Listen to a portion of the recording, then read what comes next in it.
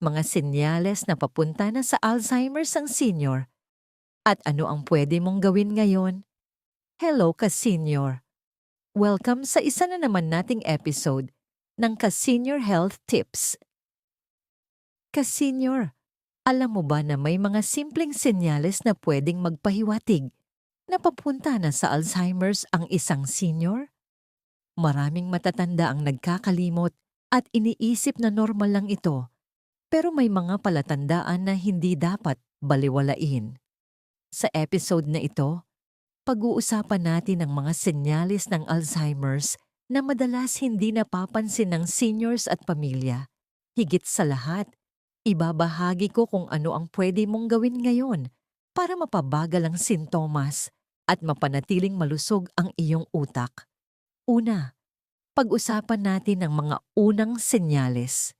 Maaari itong pagiging malilimutin sa mga bagong impormasyon, paulit-ulit na tanong, o pagkalimot sa mga petsa at appointments na dati ay hindi problema.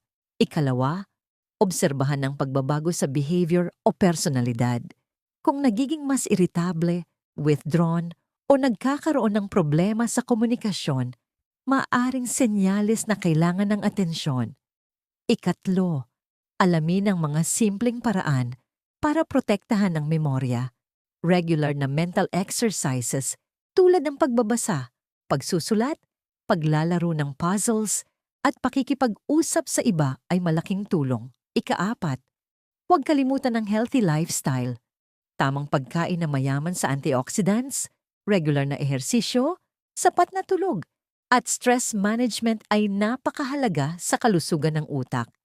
Ikalima, ka-senior, mahalaga rin ang regular na check-up.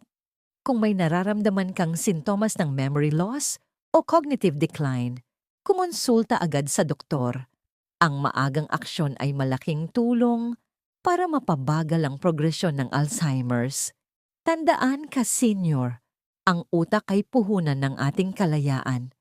Kapag inalagaan mo ito ng maaga, mas tatagal ang iyong independence at mas ma-enjoy mo ang bawat araw.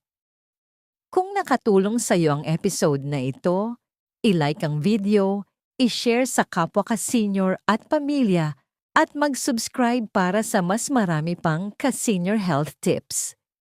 Hanggang sa muli, ingat po tayo lagi at God bless.